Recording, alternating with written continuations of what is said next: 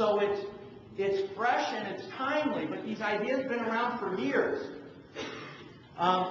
So this process that I'm going to talk about is called CEO mentality. If we could get our salespeople to believe that they were CEOs of their own territory or of their own account assignment, they would have entirely different conversations. If we could get them to believe that your company's assets are their leverage points and their own control points, they would not willy-nilly give out valuable company assets and valuable leverage prematurely in the sales process. So there are 5 assets that you've got to get your salespeople to be very good at guarding and protecting. The first one is time. It's the single most important asset, and unfortunately, salespeople spend too much time with the wrong people and not enough time with the right people. And the biggest complaint I hear in sales today is my customers and prospects waste my time. Why do they waste their time? How do we behave to demonstrate to our customers that they are free and open to waste our time?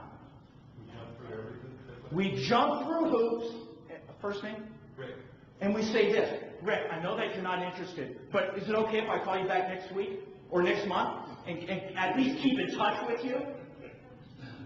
We demonstrate very concretely that it's open season for customers to waste our time because we don't guard our time. And we got it in a nurturing way, make it clear up front, Mr. Prospect, Mr. Customer, I won't waste your time because my time is very valuable. The next step, you got to be good. Went too far. You got to be good at guarding and protecting your information. It is your intellectual capital. We give out our information willy-nilly as if it's going to carry the day.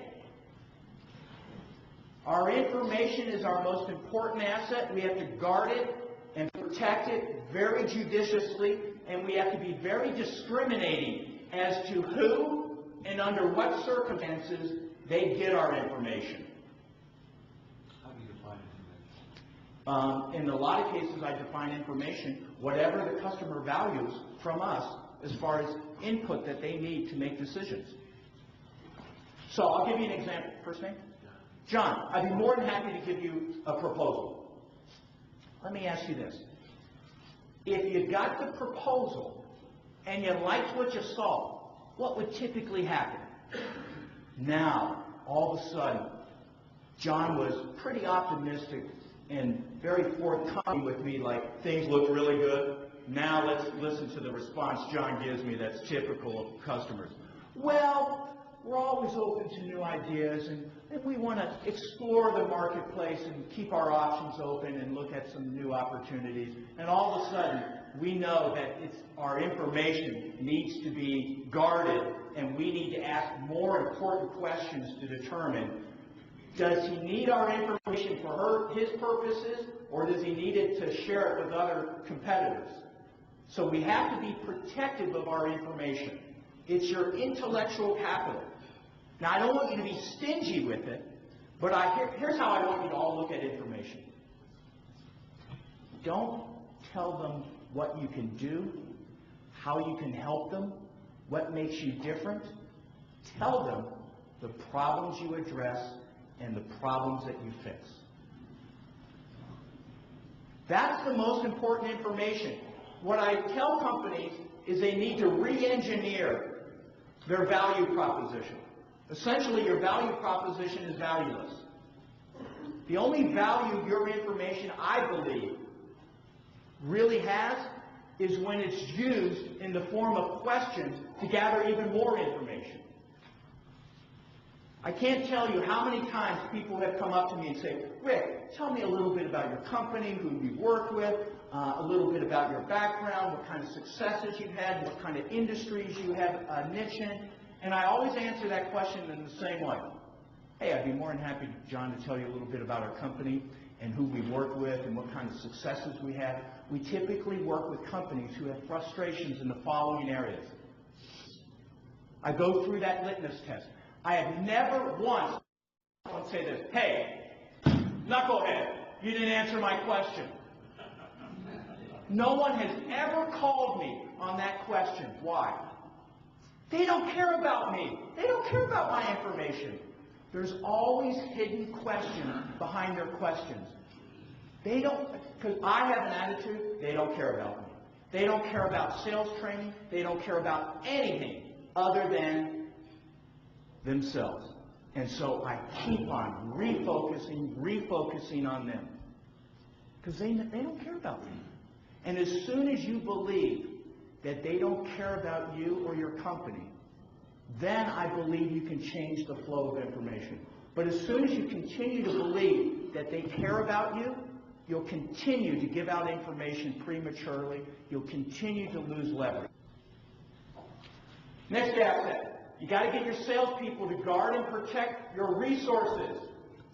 In your industry, what are your resources that your salespeople willy-nilly give out where they lose leverage?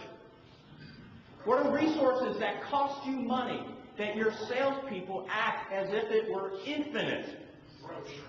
Brochures, technical pre-sales people. What else?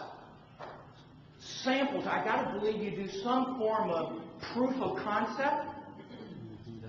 Demos. All those things cost money. If you could get your salespeople to believe this, that the things that cost you money are your leverage points, and ironically, it's the salespeople's same leverage points. They shouldn't do it to be good corporate citizens. Heck, I wouldn't do it. And I'm a salesman. I don't care. As a salesperson, the companies that I've worked for, I didn't care to save their leverages to be a good corporate citizen. But what was ironic is that the leverage points that my companies had, I guarded and protected them out of selfish self-interest. Because I realized they were my own leverage points. And that as soon as I gave them out prematurely, I would lose leverage in the sales process.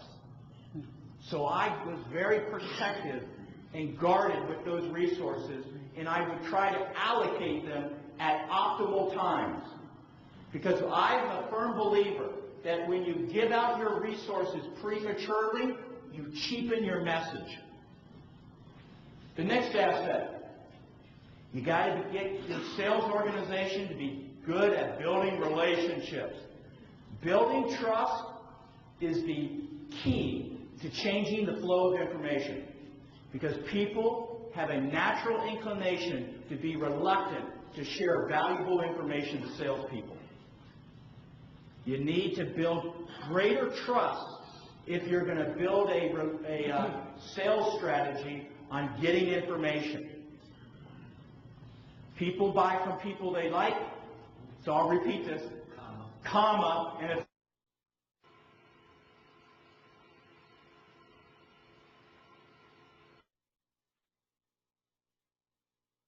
real long, probably grammatically incorrect.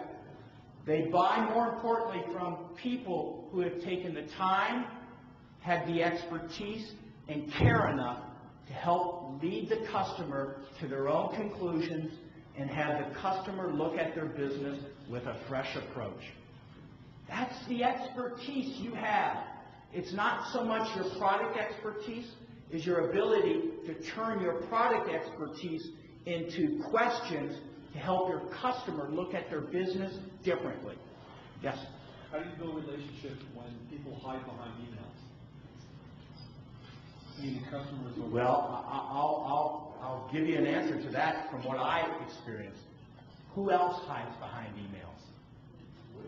I think salespeople. I am amazed, especially with the younger group out there, is they use it as a defense mechanism, almost as avoidance activity. So I think it's more important that we get our salespeople to not hide behind email. But then again, I also believe that customers hide behind email is because somewhere along in the sales engagement, we didn't make it easy for them to opt out. Would you agree? The more times you allow someone to opt out, the easier it's going to be for you to get decisions. I believe most sales strategies don't have a very good opt-out option. When I don't get someone returning my emails, I do this, or a voicemail. First name? Mitch. No.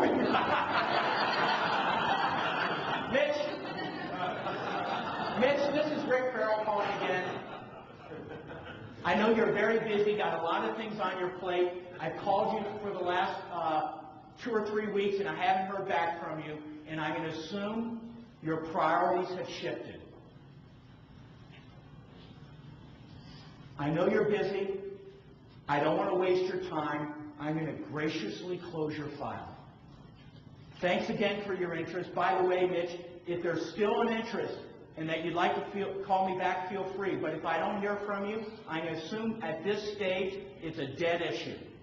Thanks again. Bye.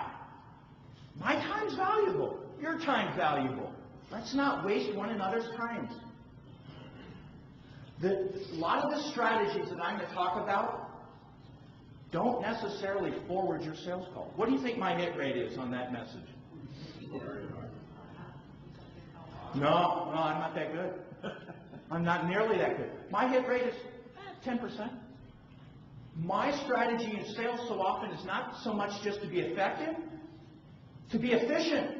I bet everyone in this room has done a good job of being effective in sales. Your greatest opportunity is to become more efficient. I find most sales organizations are effective.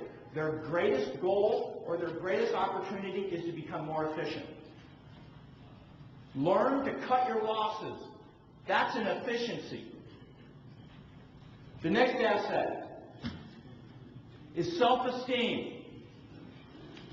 You got to get your salespeople to guard and protect their self-esteem as if it were an asset that they need to protect.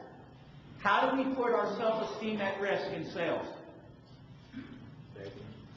That's true. And when we beg, we become less attractive and we increase the chances that we'll get rejected.